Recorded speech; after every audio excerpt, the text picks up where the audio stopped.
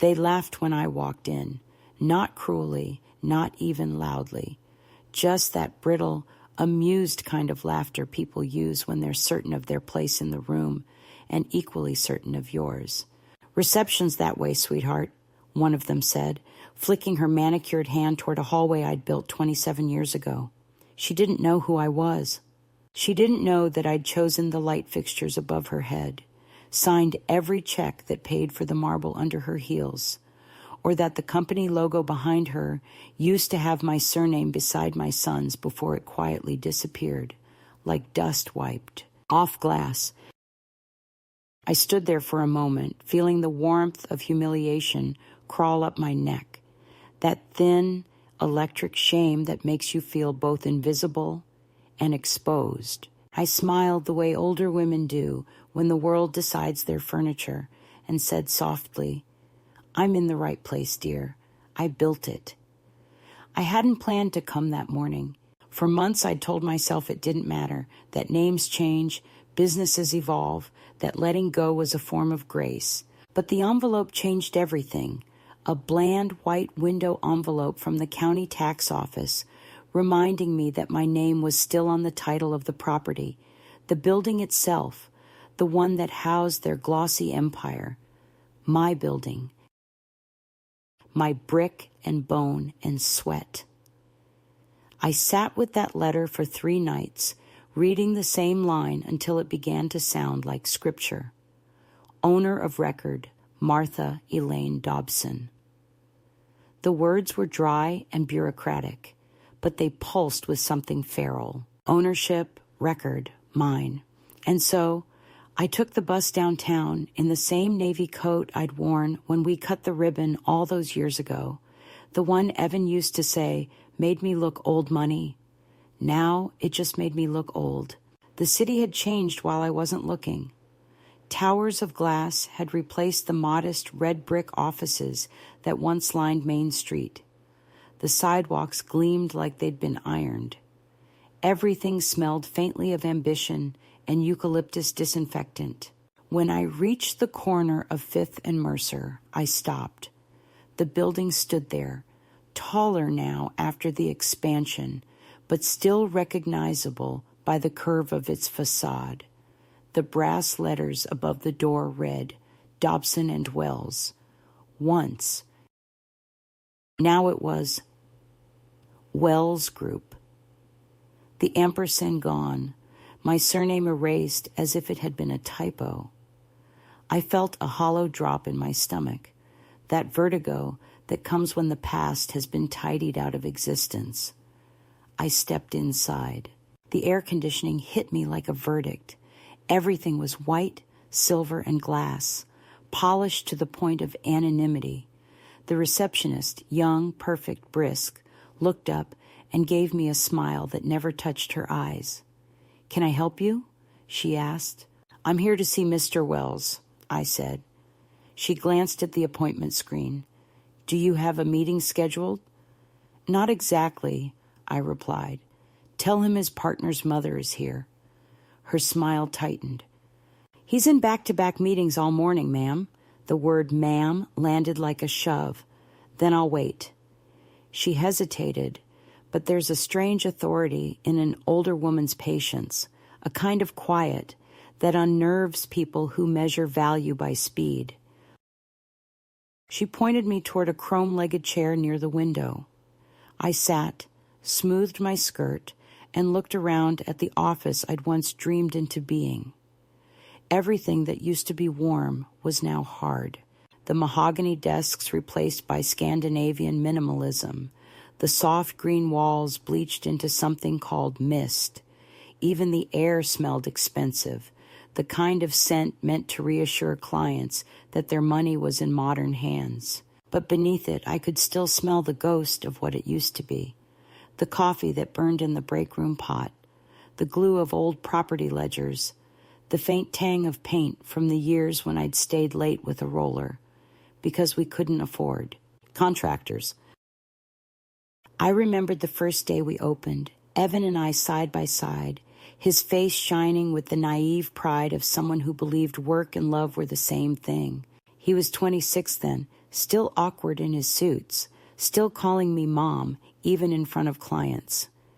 I'd thought that tenderness would last. It didn't. Somewhere between expansion and prestige, he learned a new language, one that left no room for the woman who taught him to sign his name.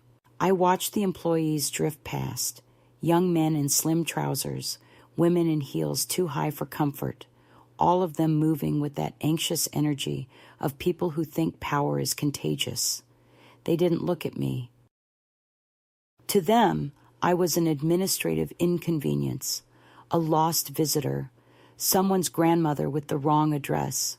My reflection in the glass looked unfamiliar, the hair too thin, the skin too soft, the eyes too cautious. But behind that reflection was the structure I'd built, the literal skeleton of the company. I could almost see the floor plan under the carpet, the place where I'd insisted on an extra fire exit because I didn't trust Evan's optimism. He'd laughed then too, though more kindly. He'd said, "You worry too much, Mom. Nothing bad ever happens in offices." He was wrong. Things happen all the time. They just don't leave bruises where people can see them. After half an hour, no one came for me. I wasn't surprised. I doubted the receptionist had even passed on my name. So I stood and walked slowly through the lobby, pretending to admire the architecture. My heels echoed sharply on the marble, an old rhythm returning to my body. When I reached the wall of photographs, "Our story," the plaque said, I stopped. I already knew what I would find, but still it hit me like a cold slap. There was the first building, the old storefront, the ribbon-cutting ceremony, the staff photo, and in that staff photo, the woman standing beside Evan had been neatly cropped out. Only her hand remained, holding the scissors. My hand. I recognized the ring. I'd lost it years ago in a move. I stood there, dizzy with the absurdity of being erased so carefully that only a wrist remained, like an afterthought of existence. The elevator chimed behind me. For a second I thought it might be Evan, that maybe some instinct had brought him out to greet me. But it was a pair of young men in suits, one with a laugh like breaking glass. "Did you see the old lady in the lobby?" one said. "Looked like somebody's lost aunt." They brushed past without seeing me. I didn't move, just stared at the wall until the edges of the photos blurred. It wasn't anger that filled me then, but something denser, quieter, recognition. This is how women disappear, not with violence, but with a shrug. Not because they're unworthy, but because their usefulness expires. When I finally turned to leave, the receptionist looked up again, startled to see I was still there. "Did you want to leave a message?" she asked. "No," I said. "He'll hear from me soon enough." Outside, the sunlight felt too bright, too clean.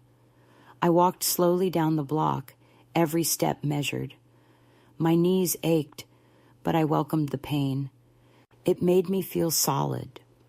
At the corner cafe, I ordered a coffee that tasted faintly of cardboard and sat by the window facing the building. From across the street, I could see my own reflection in the glass facade, faint and superimposed over the new logo. For the first time in years, I didn't feel like fading into it. I felt like pressing my name back into the metal. People think power is loud, that it announces itself with money or titles or men in suits. But real power, I learned, can look like a quiet woman with a file folder in her purse and enough patience to outweigh arrogance. I traced the rim of my coffee cup with one finger and thought of all the things I'd given to that company. Late nights, savings, the steady love of a mother who believed success was a shared inheritance. I thought of the papers still in my desk at home, the original partnership agreement, the property deed, the archived email threads where my signature still lived. The world had moved on without me, yes, but it had left footprints, and I knew how to follow them. When I finished my coffee, I folded the napkin neatly and stood. The afternoon traffic roared around me, indifferent, the way cities always are. But I felt a strange calm, the kind of calm that comes right before you do something irreversible. They had laughed when I walked in, and that laughter still echoed faintly in my ears, not as humiliation anymore, but as fuel. Let them laugh. Let them forget. The beautiful thing about being underestimated is that you're always the last one they see coming. The letter from the bank arrived 3 weeks after my visit, printed on cream stock with embossed lettering that pretended to be courteous but wasn't. It informed me that the commercial mortgage for the property at 152 Mercer Avenue had been refinanced without proper documentation, and that clarification from all registered owners was required. That single phrase, registered owners, pulled the air from the room. I sat at my kitchen table, the one Evan bought me when I first moved into this smaller apartment, and read the letter again, slower this time. My name, Martha Elaine Dobson, appeared twice, his only once. They had refinanced without my consent. They had taken something that wasn't entirely theirs, and for the first time in years, the quiet, aching affection I still carried for my son shifted into something harder, colder, edged with disbelief. There is a particular humiliation that comes from realizing your own child has mistaken your silence for permission. I thought of the last conversation we'd had before my so-called retirement. It was a gray morning, the kind that makes even success look dull. He'd come to my house with Natalie, all charm and false warmth, bringing croissants I couldn't eat because of my blood sugar. They'd spoken in careful, rehearsed tones about new energy, digital transitions, and brand realignment. It sounded like business, but it smelled like exile. "You've done so much, Mom," Evan had said, leaning forward, his voice silky with strategy. "It's time to let the next generation lead." Natalie had smiled that symmetrical social smile that never reached her eyes. "You'll always be part of the story," she'd added. I had nodded, though something in me was already dying. I signed the papers he brought that day, not because I didn't understand them, but because I wanted to believe him. That was my first mistake, trusting that family would protect what contracts could not. Now, as I sat staring at the letter, the croissant crumbs of that morning returned in memory, their flakiness, their wastefulness. I took out the worn leather folder where I kept my original documents. The partnership agreement was still there, the one with both our signatures and the notary's blue seal. Below, in neat serif font, it stated plainly that all property acquired by the firm under my financial contribution remained jointly owned until death or dissolution. I had never dissolved anything. I was still alive. And now, apparently, my son and his polished wife had decided to act as if I weren't. I ran my thumb along the edge of the paper, tracing the embossed border like it was a map back to myself. I didn't feel rage, not yet. Rage was too young, too loud. What I felt was a dense, ancient fatigue that had texture, the weight of years spent being gracious, reasonable, motherly. It was the exhaustion of always being the one who understood. That evening, I called Evan. He didn't answer the first time or the second. When he finally picked up, his voice was bright, busy, threaded with impatience. "Mom, can we talk later? I'm in the middle of something." I told him it couldn't wait. There was a pause, then a sigh. "Okay, fine. What's wrong?" The word wrong was his default setting, as if I only called to complain. I read him the letter. He didn't interrupt. When I finished, he said, "Oh, that. It's just a technicality. The refinance was for expansion. Your name complicates the paperwork. You know how the legal stuff is, Don't worry about it. I stayed silent. He mistook it for consent again.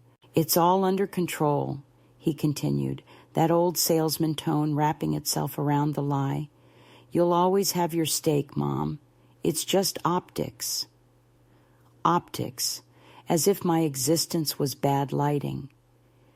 Did you sign anything? I asked. Just procedural things, he said quickly. Natalie handled most of it. His voice faltered slightly on her name. That hesitation told me everything. When the call ended, I sat in the dark for a long time. The refrigerator hummed behind me, steady and oblivious. I realized that my son's voice no longer had any trace of the boy who once brought me wildflowers from the vacant lot near our first office, the one who'd cried when we made our first sale. Somewhere between those wildflowers and the refinance, he'd turned into a man who measured affection in percentages. And I had helped him get there, hadn't I? I'd raised him to be confident, to believe the world was negotiable. I just hadn't expected him to negotiate me out of it. 2 days later, I went to see Natalie. She was in the office, her office now, a glass cube overlooking the city like a throne room. When I entered, she looked up briefly, that flicker of politeness she'd perfected. Martha, she said, standing, smoothing her silk blouse. What a surprise. I held out the letter. You refinanced without my signature. She glanced at it, then smiled with professional precision. It was all handled legally, she said. You were notified. By omission, I replied.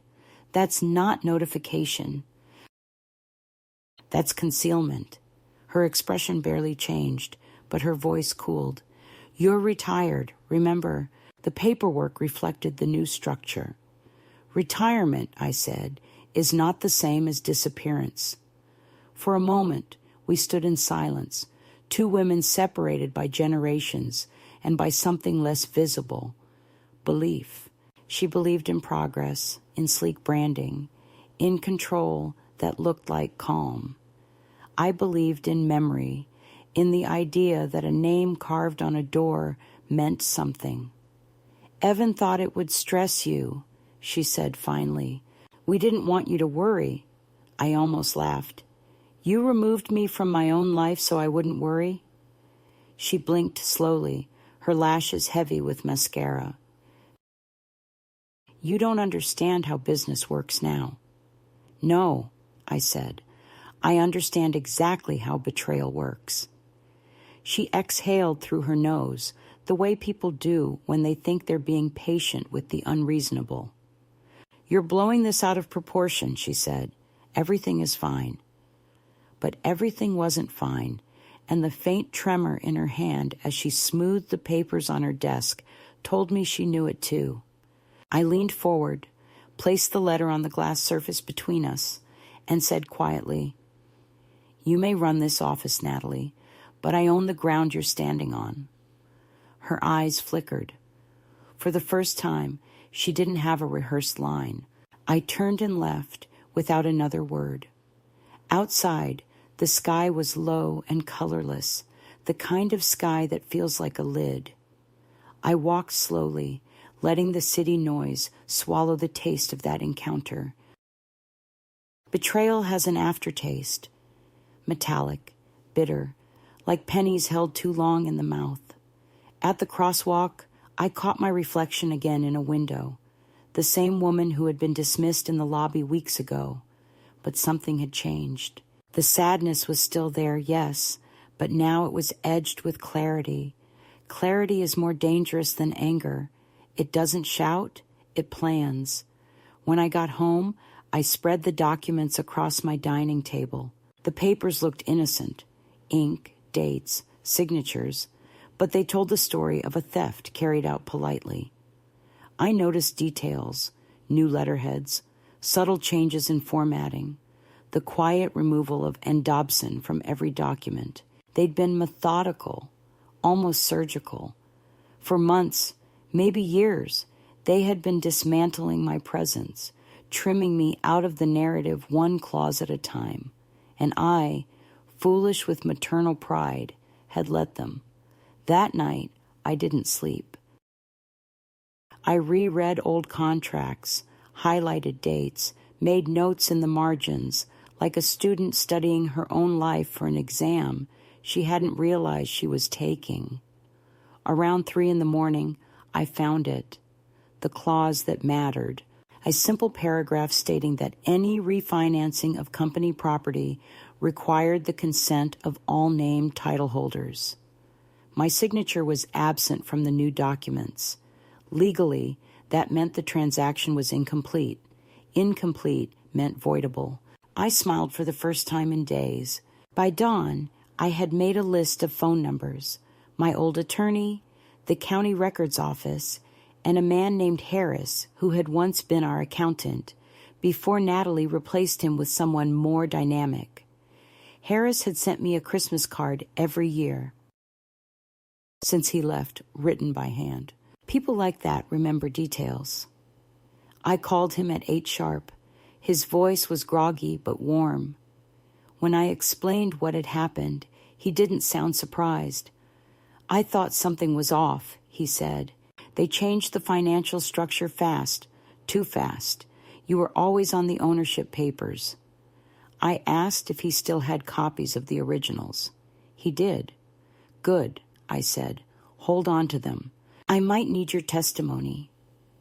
There was a pause, then a low chuckle. About time you scared them a little, he said. After we hung up, I sat by the window, watching the light change over the rooftops. The city looked the same, but it felt different, like a stage I'd once performed on and now saw from the audience.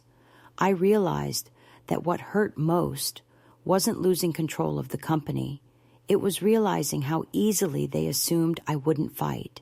They had mistaken my age for surrender, but they forgot I came from a generation of women who built from nothing, who signed loans without husbands because they had no choice, who wore dignity like armor. I had built the bones of that business while raising a son who now acted as if he invented ambition. The catalyst wasn't just the refinancing or the letter or even Natalie's thin, superior smile. It was the quiet certainty, growing in my chest like a slow flame, that I had one more fight left in me. They thought they were rewriting history. They hadn't realized the author was still alive. The following morning, I woke before dawn, the way I used to in the early days of the firm, when deals depended on catching the first light and the first phone call. Old habits don't die, they hibernate, and when they wake, they do so with purpose. I made coffee in silence, the clock ticking behind me like a slow metronome, steadying my resolve. On the table, the documents from the night before lay neatly stacked, corners aligned as if obedience could restore the order that had been stolen from me. It was the first time in years I'd felt something resembling momentum, not the forced energy of keeping busy, but the calm propulsion of certainty. The papers weren't just paper anymore. They were evidence, anchors, proof that I hadn't imagined my place in the story. I folded them carefully into a leather folder, slipped it into my bag, and buttoned my coat with a kind of deliberate ceremony. I was going back, but not as a guest.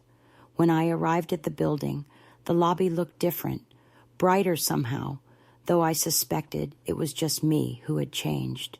The receptionist from before, her nameplate now revealed her as Jenna, looked up as I entered, surprise flickering in her eyes. She remembered me, and not kindly. "Good morning," she said, her voice already guarded. "Do you have an appointment?" "No," I said, "but I have unfinished business." She blinked, unsure whether to laugh or call security. "Mr. Wells is in meetings all day." "I'm not here for Mr. Wells," I replied. "I'm here for a tour." The confusion on her face pleased me more than it should have. "A tour?" "Yes," I said evenly. I want to see what's been done with the place I founded." She hesitated long enough for me to step past the counter, and once I was beyond it, she would have had to make a scene to stop me. People like Jenna don't make scenes. They make phone calls. I could feel her eyes on my back as I walked slowly through the hallway, my heels clicking against the polished floor, a sound that once signaled authority, but now startled the interns who passed me with polite smiles and nervous glances. The office was a shrine to modern taste, white, minimalist, efficient. Not a single trace of the company's beginnings remained. Gone were the dark wood desks that bore the scratches of long nights and heavier workloads.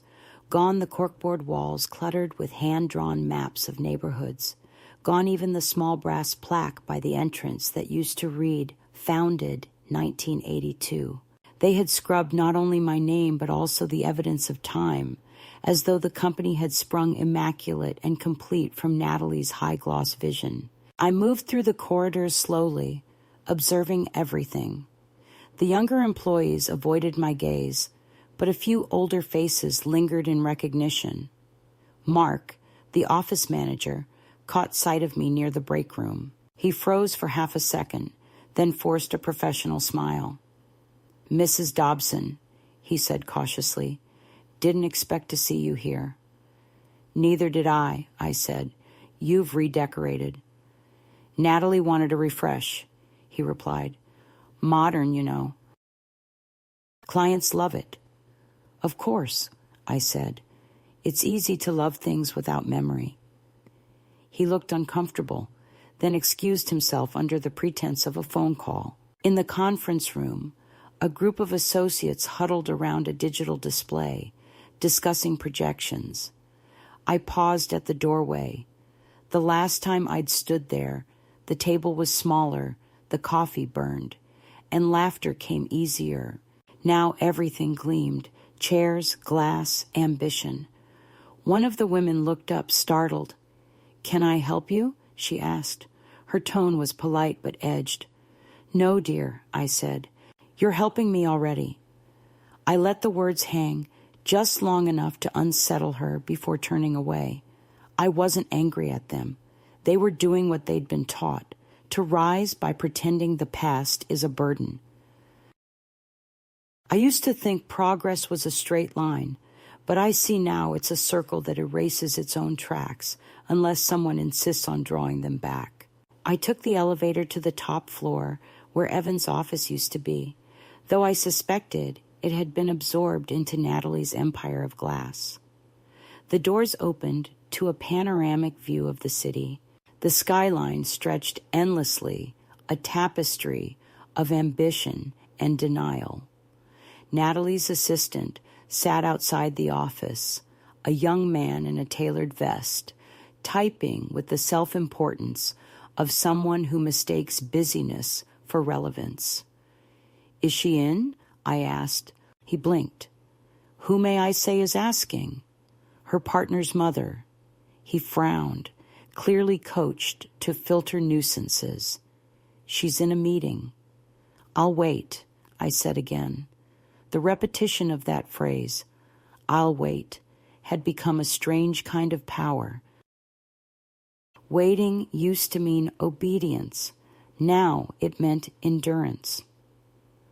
I sat on the small bench opposite his desk, hands folded, eyes steady on the frosted glass that separated me from Natalie's kingdom.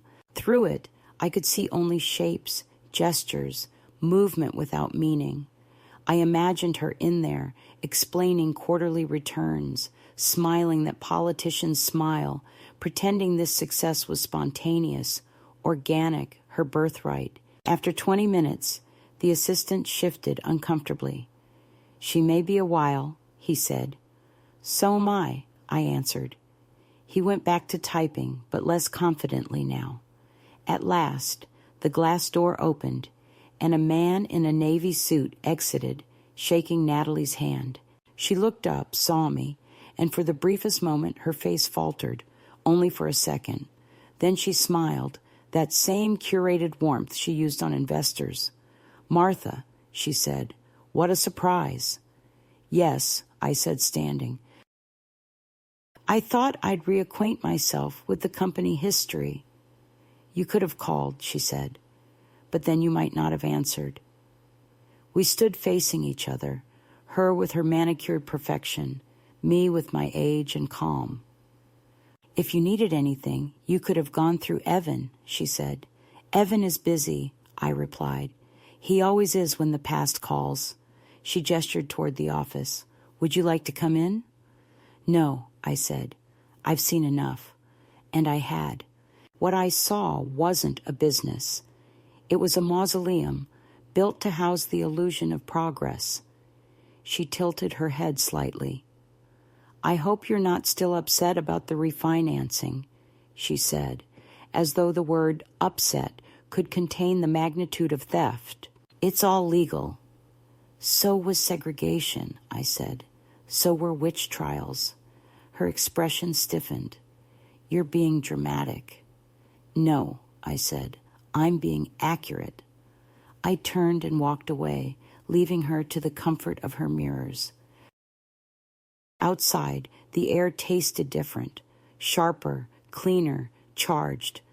I walked until my legs trembled, until the ache in my knees became part of my thinking.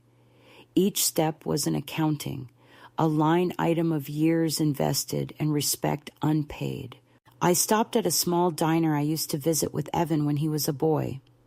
It was still there, improbably unchanged, with chipped counters and a waitress who looked like she'd been waiting for me to return. I ordered black coffee and a slice of pie I didn't intend to eat. While I waited, I opened the folder again, spreading the documents across the counter like a tarot spread. I studied the names, the signatures, the dated seals, evidence of the life I'd built in ink. A man 2 stools away glanced over. You look like you're planning something big, he said. I smiled faintly. Not big, I said. Just overdue. The pie arrived, steaming faintly, and for a moment I stared at the crust, remembering Evan's small hands covered in flour, how he used to stand on a stool beside me, laughing as he pressed dough with too much enthusiasm. I'd taught him how to make a perfect circle. Somewhere along the way, he'd learned only how to cut it. That memory hurt more than anything Natalie could do. Betrayal by blood is a quiet kind of violence. It doesn't scream. It just keeps echoing. I took a small bite of the pie, chewed slowly, and decided something. I would stop asking to be remembered. I would make myself impossible to forget. In the days that followed, I began to move deliberately, almost invisibly, gathering what I needed. I contacted Harris again, who agreed to act as witness. I found an old notary friend from the city clerk's office who owed me a favor. I requested certified copies of the partnership documents. I even ordered a background check on my own company, wanting to see what story they were telling investors. The more I uncovered, the clearer it became. They had built a castle of glass on a foundation of paperwork they didn't own. Every invoice, every receipt whispered the same truth. They'd used my name to build their credibility, and once it served its purpose, they buried it. Meanwhile, subtle shifts began in the office. Mark called me one evening, his voice low. You've stirred something, he said. Natalie's nervous. She's been asking questions about your share. She should, I said. It's larger than she remembers. He laughed softly, then caught himself.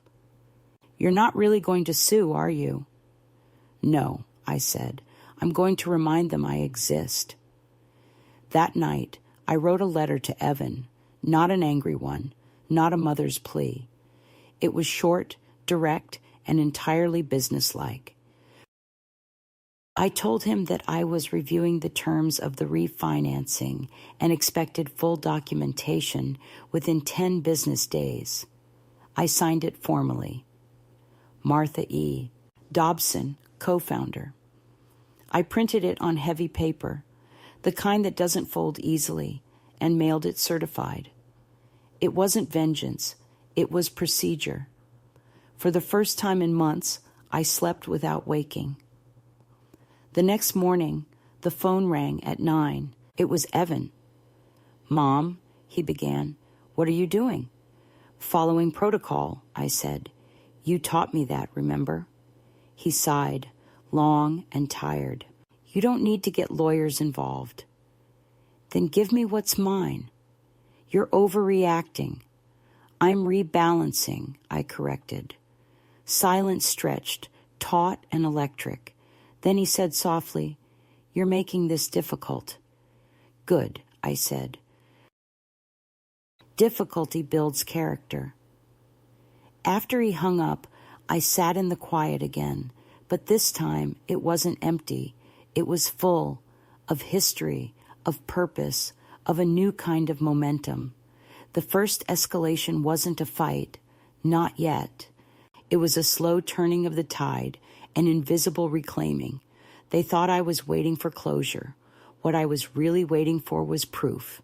And it was coming, steady as the sunrise, one certified envelope at a time.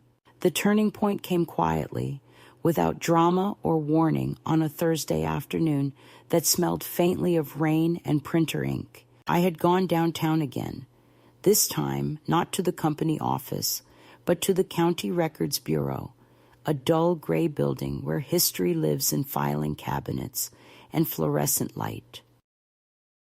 The clerk behind the counter was a woman about my age, her hair pinned back in the same pragmatic way I used to wear mine when I was still running staff meetings. She asked for identification, stamped a few forms, and disappeared into the archives. I waited in the metal chair by the window, listening to the hum of the copier and the faint tapping of keyboards. It was strange how familiar the rhythm felt. Administration, paper, bureaucracy, all the tiny, invisible motions that had once given my life its structure. When the clerk returned, she handed me a thick envelope. "You're still on the deed," she said matter-of-factly, "and there's no record of transfer or amendment. You have full co-ownership." Her tone was neutral, professional, but her eyes flickered with something like respect. I thanked her, slid the envelope into my bag, and walked back into the drizzle. The city looked different now. It wasn't a battleground anymore. It was evidence. I stopped for lunch at a cafe I'd never visited before, a narrow little place with wooden tables and the smell of cinnamon baked into its walls. There were students typing on laptops, a couple arguing softly in the corner, a man reading a newspaper that left gray smudges on his fingertips. I sat by the window, ordered soup, and opened the envelope. Inside were certified copies of the property deed, the original purchase contract, and a notarized statement confirming my ownership share. My name was there, steady as ink, impossible to erase. I traced it with my finger, not out of vanity, but out of recognition. For months they had tried to make me doubt what I had built, as if memory could be overwritten by branding. But there it was, the proof that I hadn't just imagined my significance. It existed in law, in record, in the unambiguous language of ownership. As I sat there, a strange warmth began to build inside me. Not joy exactly, but something steadier, deeper, a return of gravity. I thought about how easily women of my generation are convinced to hand over everything they create, businesses, homes, identities, in exchange for the illusion of harmony. We're told it's noble to step aside, to be proud of what comes next, to applaud from the sidelines, but nobody tells you how it feels when they remove your name from the door you paid to hang. Nobody warns you that generosity can become self-erasure if you're not careful. I had been careful all my life, careful with my tone, my timing, my pride, and where had that care brought me? To a small apartment with peeling paint, eating soup alone while my legacy was marketed by people who didn't remember the smell of wet plaster when we built the first office with our own hands. I finished the soup, left a tip, and walked back into the rain with a new rhythm in my step. That night, I spread the documents across my kitchen table and made a plan. It wasn't dramatic, just methodical, the way I used to plan expansion projects. I listed what I had: proof of ownership, legal witnesses, and a small reserve of cash I'd been saving for no particular reason. Then I listed what they thought I didn't have: time, energy, conviction. I smiled at the imbalance. For the first time, their underestimation was a tool I could use. I wrote down the name of a lawyer I'd once mentored when she was still fresh out of college, a woman named Serena, who had since built her own quiet reputation for defending small business owners against corporate takeovers. We hadn't spoken in years, but I found her number online, dialed, and when she answered, I said, "Serena, it's Martha Dobson. I think I've been erased." There was a pause, then a low chuckle. "Well," she said, "let's rewrite."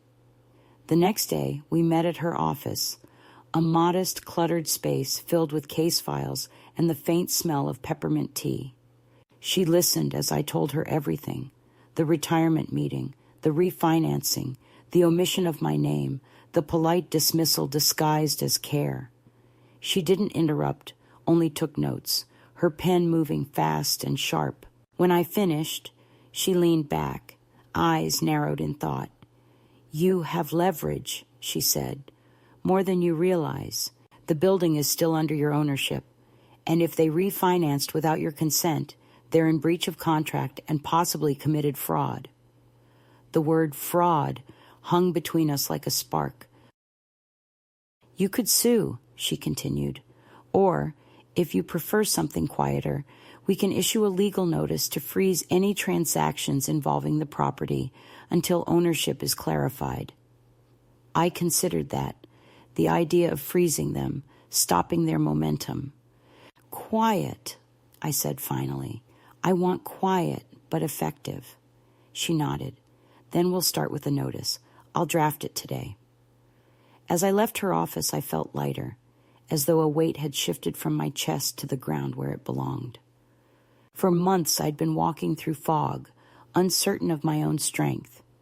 Now there was structure again, deadlines, actions, results. I had forgotten how much I missed that sense of competence, the simple confidence of being capable. On the bus ride home, I watched people scrolling through their phones, their faces illuminated by small glowing rectangles. Everyone looked so sure of what they were doing, so absorbed. I wondered how many of them had mothers somewhere, women like me, quietly carrying the weight of what others had forgotten. When I got home, the apartment felt less like a waiting room and more like a command center. I made tea, sat at the table, and wrote a letter, not to Evan or Natalie, but to myself. I wrote that I had done nothing wrong, that I had been generous, not naive, that kindness and intelligence are not opposites. It sounds simple, but it wasn't. For years I had believed that to be good was to be small, to shrink so others could shine. But that night, with legal papers spread before me, I began to understand that visibility is not vanity. It is evidence of life. 2 days later, a courier delivered the official legal notice. It was printed on heavy paper, embossed with the emblem of Serena's firm. The heading read, "Notice of Co-Ownership Rights and Pending Legal Review." It was addressed to the Wells Group and signed by both Serena and me. I held it for a long time before handing it to the courier to deliver. It wasn't revenge. It was equilibrium. The letter left my hands like a stone dropped into still water, small but irreversible. That evening, Evan called. His voice was strained, brittle. "Mom, what the hell is this?" he said. "You froze our property? Are you out of your mind?" "No," I said calmly. I'm asserting my rights. Do you have any idea what you've done? You're jeopardizing everything we've built. I almost laughed at the pronoun. We. What you've built, you mean, I said. I just want acknowledgement. You have it, he said quickly. You've always had it. Then why is my name missing from everything? I asked. The silence on the line stretched long enough for me to hear him breathing. Finally, he said, It's not personal, Mom. It's branding. So is this, I said, and hung up. After that call, something in me settled. I didn't cry. I didn't shake. I simply sat still, feeling the silence expand into something almost peaceful. They would be angry, of course. They would call it sabotage, stubbornness, senility, anything to make sense of the fact that the woman they had edited out of their story had found a pen again. But I knew what it was, balance. The next morning, I walked through the park near my apartment. The trees were shedding their last leaves, gold and rust swirling in the wind like pages of an old book. I thought of how life keeps erasing and rewriting us, how each season is an edit. The key, I realized, is to keep one line intact, the one that carries your name. I stopped by a bench and sat for a while, watching children chase each other across the grass, their laughter echoing against the quiet rhythm of traffic beyond the trees. For the first time in a long while, I didn't feel old. I felt original. That day marked the shift, the midpoint, if life still allowed such narrative symmetry. I wasn't yet free of them, but I was no longer theirs to define. The notice was just paper. Yes, but it carried something more potent. My re-entry into the world as a participant, not a relic. And as I walked home under a gray sky streaked with light, I thought, not with bitterness, but with clarity. They had laughed when I walked into that office, but soon they would learn that laughter doesn't cancel ownership. Silence does, and I had stopped being silent. The first real ripple came a week after the notice was delivered. I had known something would happen. Natalie was too controlling, Evan too vain to ignore a public challenge, but I didn't expect the speed. The morning began like any other. Tea, the small ritual of watering the plant on my windowsill, the comfort of knowing that somewhere, someone was reading a letter with my name at the bottom and realizing it had power. At 10, my phone rang, an unknown number. The voice on the other end was male, polished, with that smooth cadence that only lawyers who never sweat can maintain. Mrs. Dobson, he said, this is Richard Hale, counsel for the Wells Group. I wanted to discuss your recent filing. I said nothing at first, letting silence stretch until he filled it. Our clients were surprised by your decision to involve outside counsel, he continued, and would prefer to resolve this privately. Your clients, I said, are my family. All the more reason, he replied without irony. I told him to send his proposal in writing and hung up. I didn't owe him warmth. By noon, Serena had already called to confirm that a reply from their firm had arrived, an invitation to an informal mediation scheduled for the following Monday. You don't have to attend, she said, but I think you should. Let them see you in person, not as a signature or an obstacle, but as a fact. The word fact made me smile. I'd spent months feeling like a ghost. The idea of being a fact again was almost luxurious. I agreed to go. That weekend, I cleaned my apartment the way I used to prepare the office for new clients, methodically, room by room, until the air itself seemed orderly. I didn't realize until then how much I missed the rituals of readiness, the quiet choreography of laying out documents, rehearsing tone, anticipating opposition. The law, like family, is mostly theater. Whoever controls the mood controls the outcome. On Sunday night, I chose my outfit carefully, a gray wool suit, not fashionable but dignified, with the navy silk scarf Derek had bought me the year before he died. It still smelled faintly of cedar. I ironed it twice. Monday came damp and cold.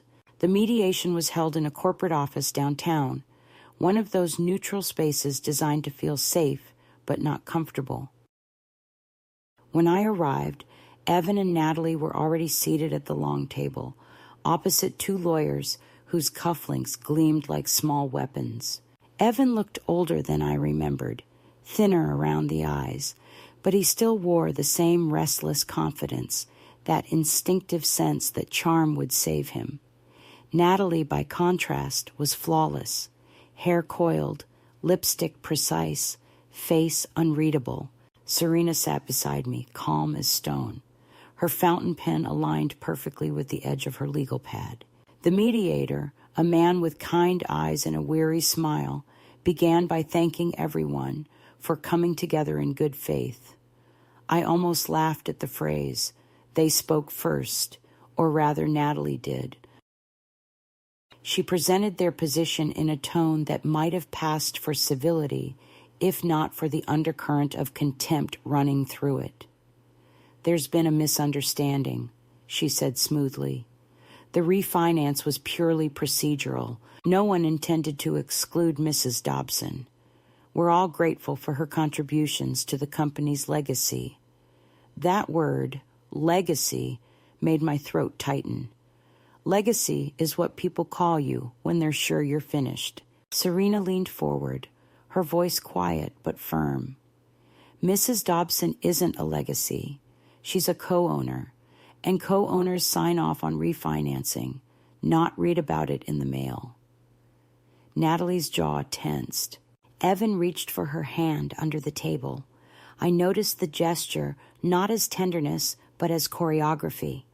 The mediator asked if I wished to add anything. I looked across the table at my son and said, "I taught you to tell the truth, Evan. I don't know when you forgot how." His face flickered, guilt, defensiveness, anger, then hardened into politeness. "Mom," he said quietly, "this isn't personal." "It's entirely personal," I replied. "If you'd done this to a stranger, it would still be theft. Doing it to your mother just makes it cowardly." One of the lawyers cleared his throat as if to remind me of decorum. I didn't look at him. The mediator suggested a break. Natalie stood abruptly, muttering something about coffee. In the hallway, I could hear her whispering to Evan, the sharp hiss of frustration masked as strategy. Serena handed me a bottle of water and said softly, "You're doing fine." "They're on defense." "I'm tired," I admitted. "That's what they're counting on," she said. "Don't give them the satisfaction." When we returned, the tone had shifted. Their lawyers proposed a settlement. They would issue a formal acknowledgement of my co-founding role, include my name in the company's historical materials, and make a one-time payment in recognition of past oversight. The offer was generous by their standards, insulting by mine. "So," I said, "I'm to be paid for disappearing?" "Of course not," Natalie said quickly. "We're simply trying to make this right." "You can't make theft right with a commemorative plaque," I said. "You return what you took." The mediator cleared his throat. "Perhaps we can reconvene in a week after everyone's had time to consider options." I agreed. As we stood, Evan leaned close enough for me to smell his cologne, the same brand Derek used to wear. "Why are you doing this?" he whispered. "Because you made me invisible," I said, "and I need to see what happens when I step back into the light." Outside, the air felt thin and electric. Serena offered to drive me home, but I declined. I needed to walk.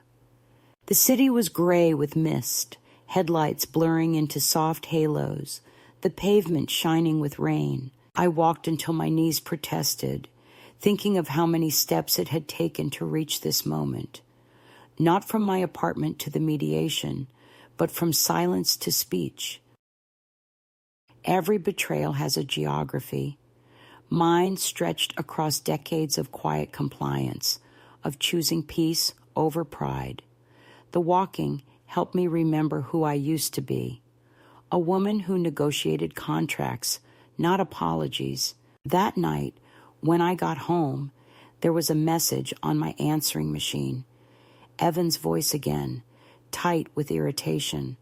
"Mom, you're making this worse than it needs to be. Let's talk privately before Natalie takes it further." The phrasing was careful. He still thought control was a form of love. I didn't call back. Instead, I opened my desk drawer and took out the photograph I'd kept from the early days. The two of us in front of the first office, his arm around my shoulders, both of us smiling like people who believed in shared futures.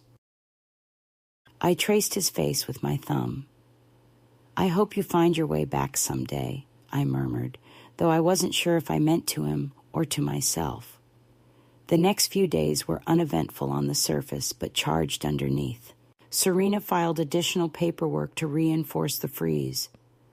Natalie sent a carefully worded email insisting that public escalation would be regrettable for everyone. I forwarded it to Serena without comment. The news must have spread inside the company because Mark called again, nervous. "They're furious," he said. "Natalie's been snapping at everyone. She had the old photos taken down." "Which ones?" I asked. "All of them. Even the group picture from the anniversary party. Said we need to project a fresh image." "Let her," I said. "Erasure only hurts the living." He didn't understand what I meant, but I thanked him and hung up. That Saturday, I went back to the building. I hadn't planned to. My feet simply took me there. The lobby was quiet, nearly empty except for the receptionist, who now smiled with cautious deference. Word had traveled. I nodded to her and rode the elevator up to the top floor. The walls where the photos once hung were bare, ghost outlines of frames, faintly visible against the paint. I walked slowly, my reflection following me in the glass partitions. At Natalie's door, I paused. Through the frosted glass, I could see her silhouette, moving sharply, gesturing as she spoke into the phone.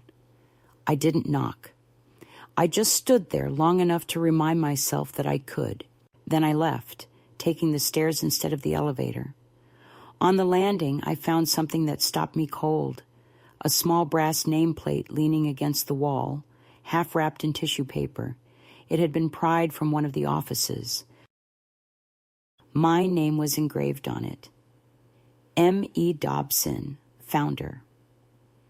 Someone had tried to discard it, but whoever handled the cleaning must have hesitated, unable to throw it away. I picked it up, ran my thumb over the letters, and slipped it into my bag. That weight felt better than any settlement offer. When I got home, I set the nameplate on my kitchen counter and just looked at it.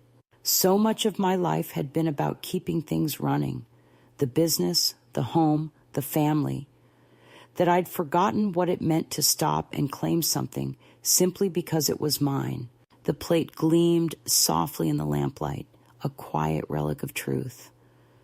I decided then that I didn't just want acknowledgement, I wanted restoration. Serena agreed. "If they won't settle fairly, we file," she said. "We can't reverse their ingratitude, but we can expose their negligence. No court will give me back respect," I said, "but it might give me back my peace." A week later, the company hosted a client event at a downtown hotel, a spectacle of glassware and networking. I wasn't invited, of course, but I went anyway. I walked in wearing the same gray suit, my shoulders back, the nameplate tucked into my purse like a secret. The ballroom was crowded, laughter rising above the hum of money. Evan spotted me first. His expression flickered between alarm and disbelief. Natalie followed his gaze, her face tightening. She moved toward me, heels sharp on the marble. "Martha, she said under her breath. This is not the place. On the contrary, I said.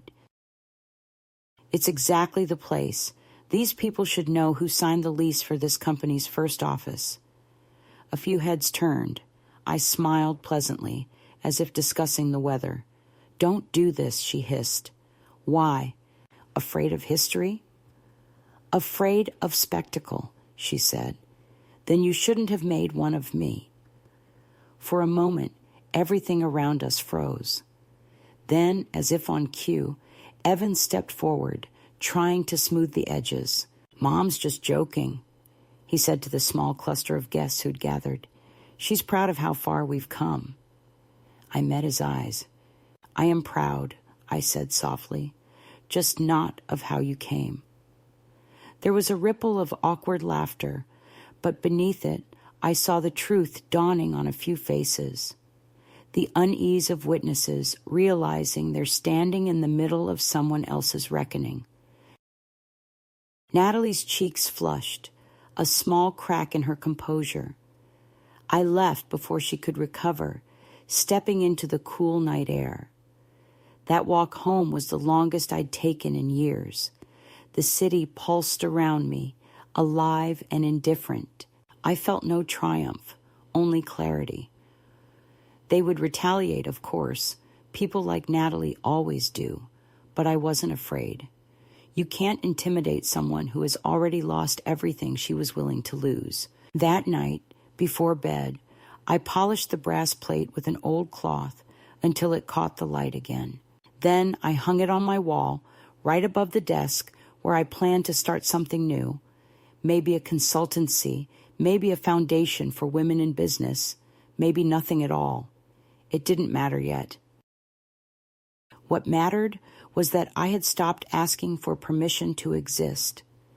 In the following days, letters arrived, first from their lawyers, then from mutual acquaintances urging reconciliation. I answered none of them. The silence I found had its own eloquence. It wasn't submission anymore. It was sovereignty. Let them wonder what I would do next. Let them feel, for once, the weight of uncertainty. For years they'd treated me as an echo. Now I was the voice, and they were the ones scrambling to interpret its meaning. And for the first time since that humiliating afternoon when they laughed as I walked into their office, I slept deeply, dreamlessly, as though I had finally come home to myself. It happened on a Tuesday morning, without warning or rehearsal, as most turning points do. The city was still wet from an overnight storm, the streets shining like mirrors that refused to hold reflections for long. I was sitting at my kitchen table, the brass nameplate gleaming faintly beside my cup of coffee, when Serena called. Her voice carried that taut energy I'd come to recognize, the tone of someone who brings news that will shift the ground beneath you. They made their move, she said, filed a petition to dissolve your co-ownership, claiming you relinquished interest at retirement.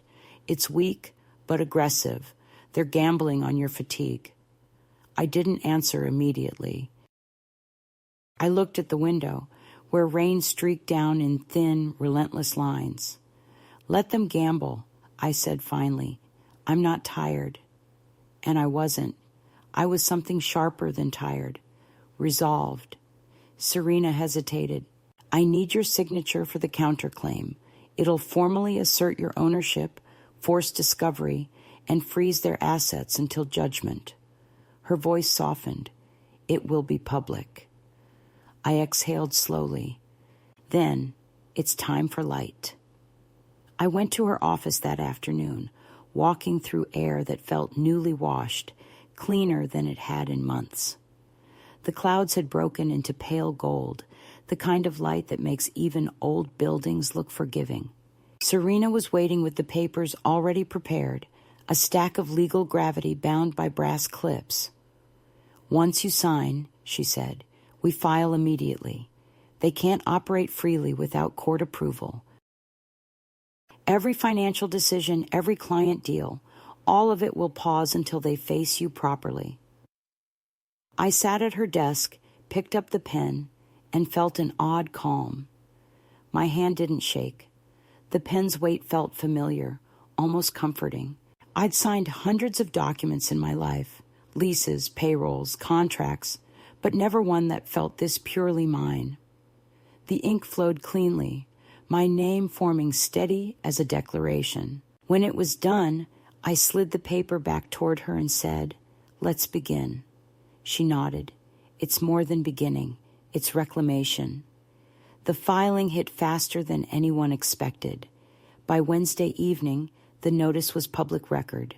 The Wells Group's operations were legally restricted, pending review of ownership.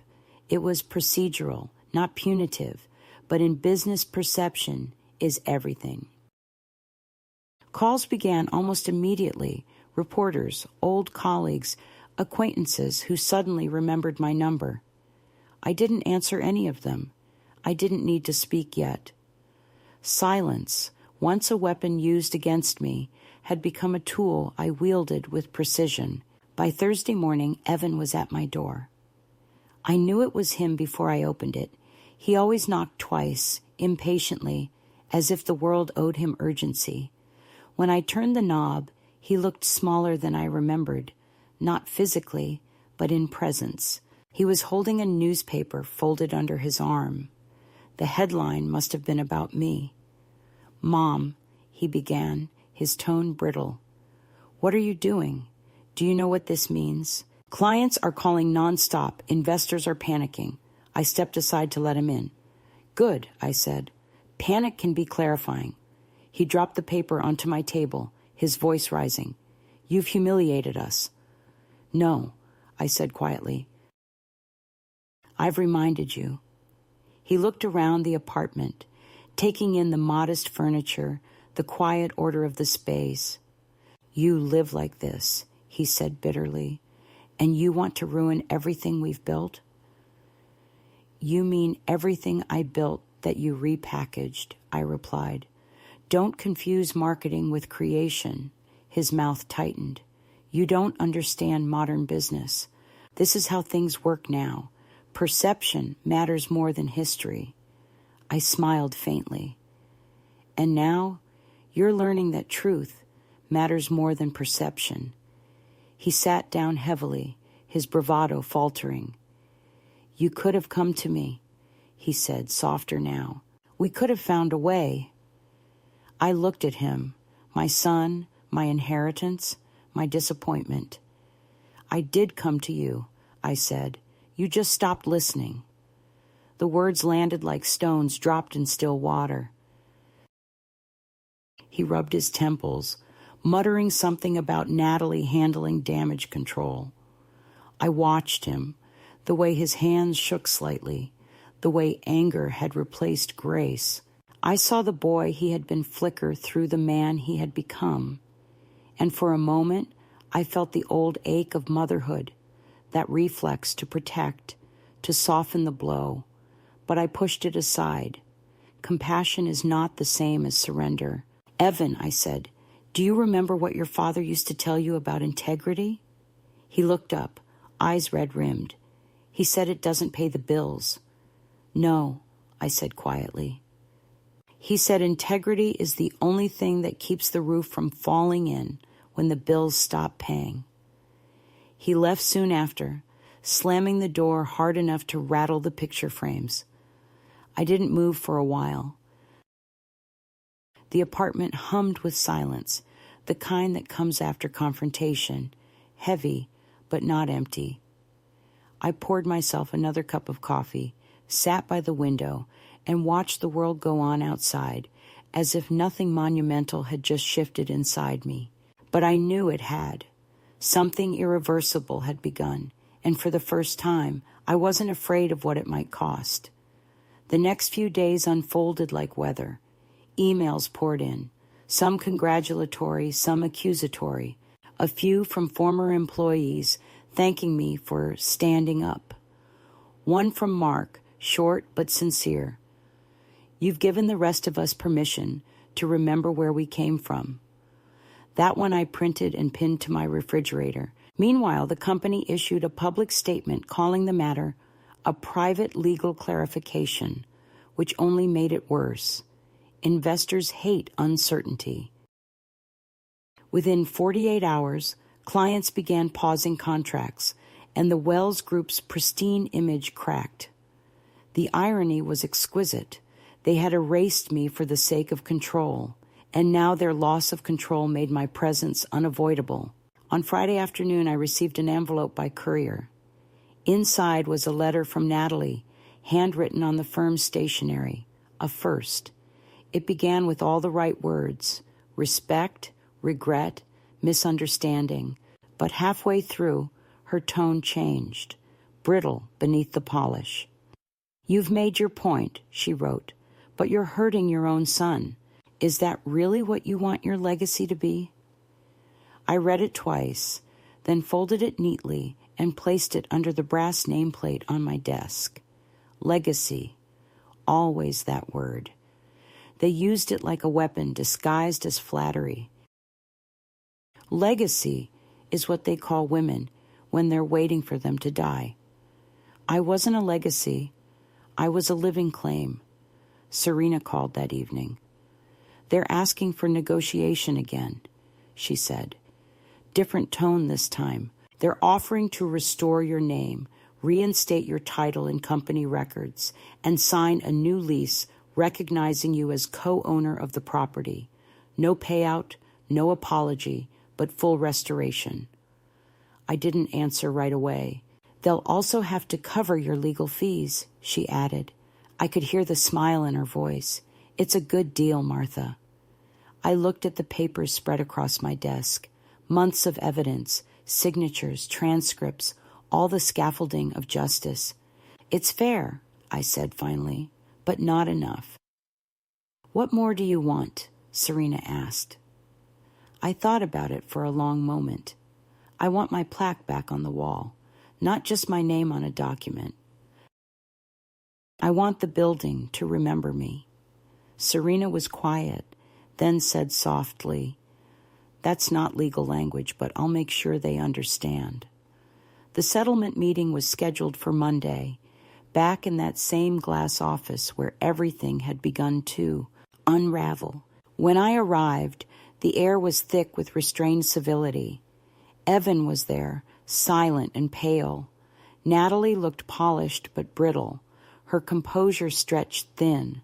Their lawyers murmured through clauses, signatures, dates. Serena handled the technicalities while I sat still, watching the light move across the conference table. When they slid the final document toward me, I picked up the pen but didn't sign immediately. "Before I do," I said, "there's one condition." Natalie's jaw tightened. "Another one?" "A simple one," I said. "You'll reinstall the founder's plaque at the building entrance, not in a hallway. At the front, where clients can see it." She blinked, caught off guard. "That's symbolic." "Exactly," I said. "Symbols are what you stole first." For a long moment, no one spoke. Then Evan, voice low, said, "Fine." Natalie turned to him sharply, but he didn't meet her gaze. "Fine," he repeated. "Put it back."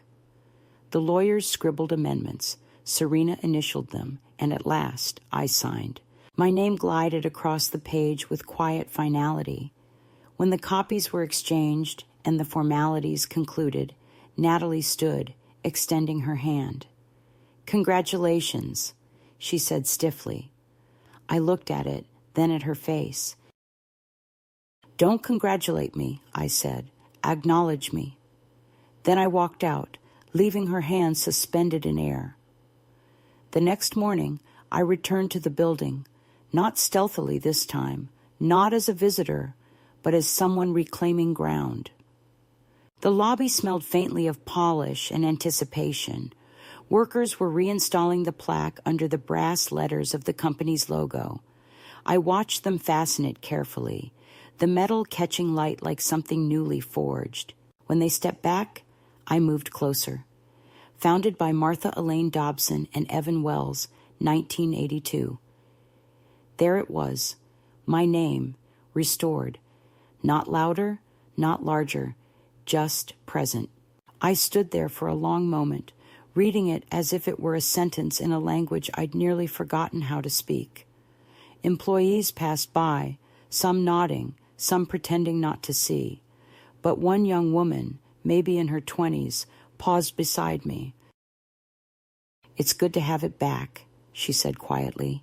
I turned to her. She looked nervous, as if she'd overstepped. "Did you know it was missing?" I asked. She nodded. We all did. Some of us asked about it once, but Natalie said it wasn't important. "And what do you think?" I asked. She hesitated, then said, "I think it matters who built the walls you work inside."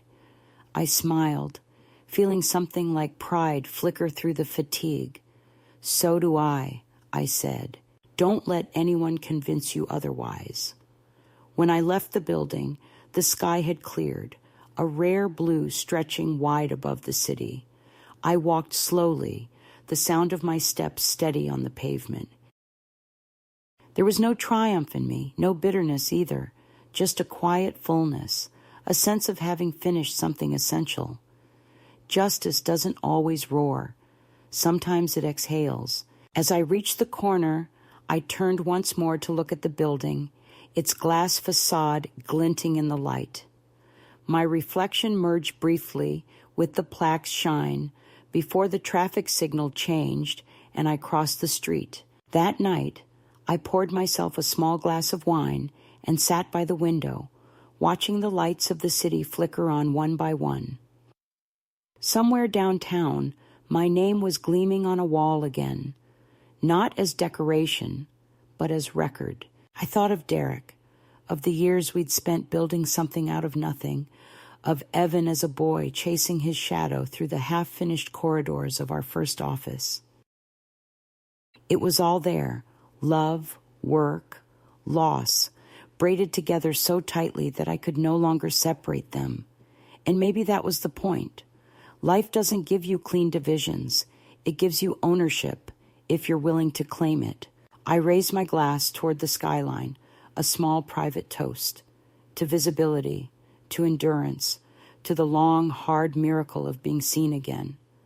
The wine tasted of apples and closure. I smiled, not out of victory, but recognition. The simple, undeniable truth that what's yours, if you stand long enough, finds its way back. In the weeks that followed, the city seemed to move at a slower rhythm, or perhaps it was simply that my heartbeat had calmed for the first time in years. The building no longer haunted me. It stood where it always had, tall and indifferent, yet no longer an emblem of erasure. I passed by it sometimes on my morning walks, not out of sentiment but habit, and each time I saw the brass plaque gleaming at the entrance, I felt a quiet confirmation settle inside me. The workers had polished it well. I imagined the way sunlight must catch it every morning, how clients coming through the doors might glance at it without understanding the struggle it represented, how even Natalie, walking briskly in her heels, must see her reflection blur against my name. That was enough. I didn't need triumph. I needed trace. I needed permanence. My days took on a gentle shape again, the kind that belongs to someone who has finished something difficult and doesn't rush to replace it. I woke early, as I always had, but instead of scanning financial reports or emails, I read books I'd once been too busy to open. I planted a small herb garden on the windowsill, filling the air with the smell of rosemary and mint. Friends I hadn't heard from in years began calling again, drawn by curiosity, some by admiration, others by that peculiar fascination people have with stories of late defiance. They wanted to know how it felt to win. I never knew how to answer. It didn't feel like winning. It felt like remembering. It felt like finally inhabiting the same space as my own name. Evan didn't call for almost a month. I didn't expect him to. Pride has a long half-life, and his had been nurtured carefully, like an heirloom plant. When he finally did appear, It was a Saturday afternoon, the air heavy with the smell of summer rain. I was sitting by the window, sorting through old letters, when the knock came. He didn't wait for me to answer before letting himself in. He looked thinner again, shadows beneath his eyes.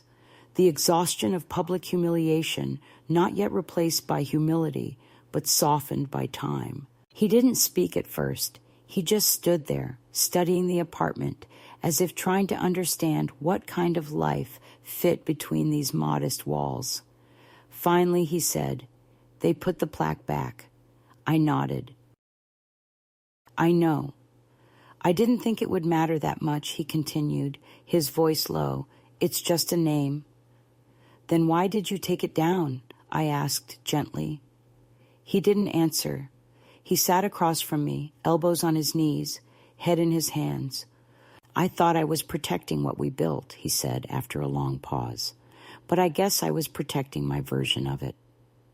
"You wanted to believe progress meant starting over," I said. "It doesn't. It means carrying forward what deserves to stay." He looked up, eyes rimmed red. "You've always been better with words." "No," I said. "I've just lived long enough to know which ones matter." We sat in silence for a while, the kind that isn't awkward but heavy with recognition. He finally reached into his pocket and slid something across the table. A photograph, old and slightly faded. It was the one from the first office, the ribbon-cutting ceremony where my hand, cropped out of the company's version, had once held the scissors. Only now, the full picture was there, intact. "I had it reprinted," he said. "Found the original in storage." I traced the edge of the photo with my finger. There we were, him with his boyish grin, me beside him, proud and tired, the sunlight behind us bright and forgiving. "I remember that day," I said softly. "You told me the world felt too big. I told you that was the best part." He smiled faintly. "You were right. We didn't solve anything that day.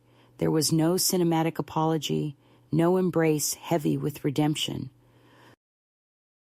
But something shifted, quietly, like a door opening in an old house that had been sealed for too long. When he left, he hugged me briefly, awkwardly, like someone who'd forgotten the language of tenderness but was trying to relearn it. After he was gone, I sat for a long time with the photograph in my lap, feeling both the ache and the grace of it. Love, I realized, doesn't vanish even when it's buried under pride. It waits. Sometimes it waits decades. In August, I returned to the building once more, this time for a reason that had nothing to do with law or confrontation. Mark had called to invite me to a small staff gathering, a quiet gesture, he said, to honor the roots. I hesitated at first, unsure whether I wanted to walk again among those polished corridors, but curiosity won. When I arrived, there were about a dozen employees, old and new, standing around a table with coffee and pastries. On the wall behind them hung the newly restored timeline of the company's history. My face, my handwriting on early memos, the photographs they had once cropped now restored to their full frames. There was a moment of awkward applause, a few kind words I barely heard. What I noticed most was the young woman who'd spoken to me weeks before, the one who'd said it mattered who built the walls. She smiled shyly from across the room. When the gathering ended, she approached me and said, "I just wanted to tell you, seeing your name there makes me feel safer. Like maybe the work we do won't disappear either." I wanted to tell her that nothing is ever safe from disappearance, that permanence is an illusion. But instead I said, "Then make sure your name is somewhere you can see it, even if it's just in your own handwriting." She nodded, eyes shining, and I thought that maybe that was enough to pass on one small piece of armor. Afterward, I didn't linger. I stepped outside into the bright afternoon, the city humming with its endless, indifferent energy. I didn't feel out of place anymore. I wasn't the ghost who'd come back to claim her story. I was simply a woman walking home, carrying the weight of survival lightly, like a familiar shawl. At the corner, I turned back once more. The plaque caught the light again, that same golden shimmer I'd imagined. People pass by it without pause, as they should.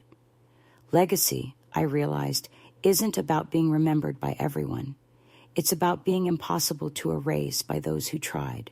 That evening, I wrote one final letter, not to the court or to Serena or even to Evan, but to the woman I used to be, the one who sat in the reception area months ago, humiliated by laughter in the office she had built. You were not finished, I wrote. You were only waiting to be seen again. And when they called you obsolete, you became inevitable. I folded the letter and placed it inside the drawer beneath the brass plate. It felt like closing a chapter, but not a life.